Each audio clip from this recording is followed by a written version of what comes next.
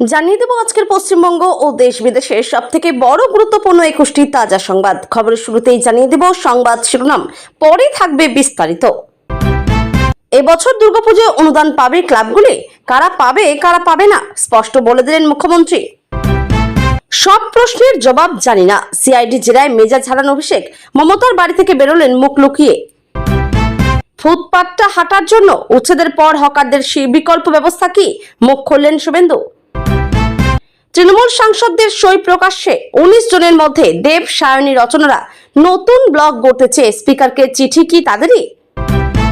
শুভেন্দুর নন্দীগ্রামে ধৃত তৃণমূল নেতাকে হাফ প্যান্ট পরিয়ে রাস্তায় ঘোরালো পুলিশ, ফলতার পুষ্পাকেও শুক্রবারে একই শাস্তি।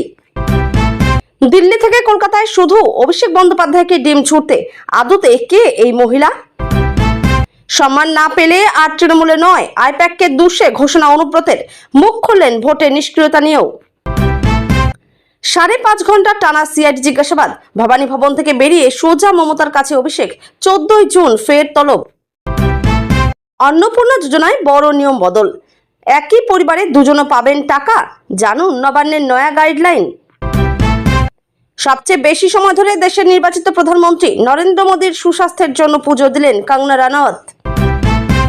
আপনার এলাকায় সিপিআইএম বিধায়ক মোস্তাফিজুরকে বিশেষ বার্তা শুভেন্দুর, চাইলেন সহযোগিতা।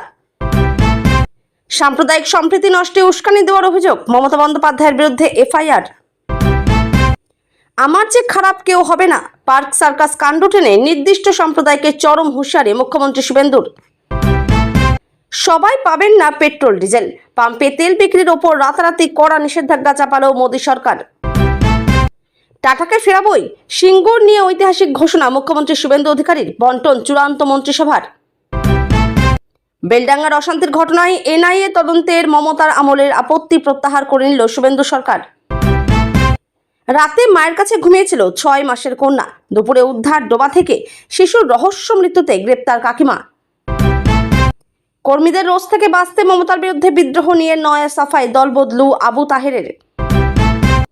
সইকাণ্ডের পর এবার ডিজে হুমকি, 14 জুনের পর এবার 16 তারিখেও অভিষেককে তলব সিআইডির। মমতা দিকে সিদ্ধান্ত নিতে হবে, অভিষেক না আমরা, বিস্ফোরক মন্তব্য করেছিলেন কল্যাণ। আজ কি জবাব অভিষেকের?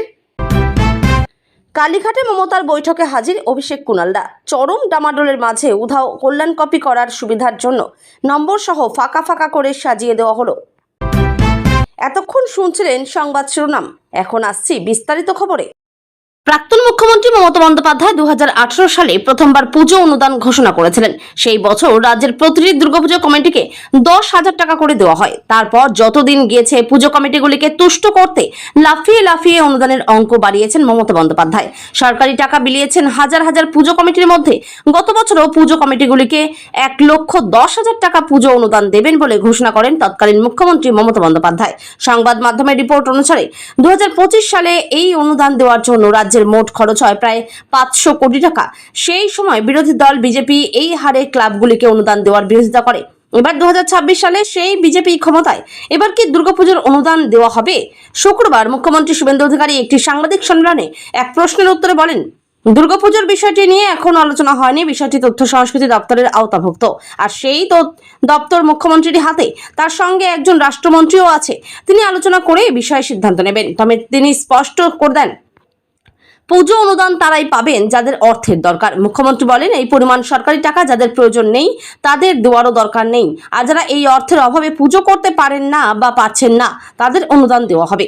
যাদের প্রয়োজন নেই তাদের দেওয়ার দরকার নেই। তিনি স্পষ্ট করে বলেন, পুজো হবে আরো বেশি করে হবে। পশ্চিমবঙ্গের দুর্গাপুজো কমিটিগুলোর জন্য রাজ্য সরকারের আর্থিক অনুদান প্রথম চালু হয়।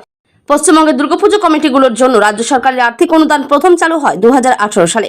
সেই সময় প্রতিটি পুজো কমিটিকে 10,000 টাকা করে অনুদান দেওয়া হয়েছিল। এরপর প্রতি বছরই ধাপে ধাপে এই অনুদানের পরিমাণ বৃদ্ধি পেয়েছিল। 2019 সালে তা বেড়ে হয় 25,000 টাকা, 2020 ও 21 সালে 50,000 টাকা, 2022 সালে 60,000 টাকা, 2023 সালে 70,000 টাকা এবং 2024 সালে 85,000 টাকা। 2025 সালে অনুদানের অঙ্ক এক ধাক্কায় বেড়ে দাঁড়ায় 1,10,000 টাকা। শুধু আর্থিক অনুদানই নয়, রাজ্য সরকার দুর্গাপুজো কমিটিগুলিকে বিদ্যুৎ বিলে বিশেষ ছাড়, ফায়ার লাইসেন্স ফি,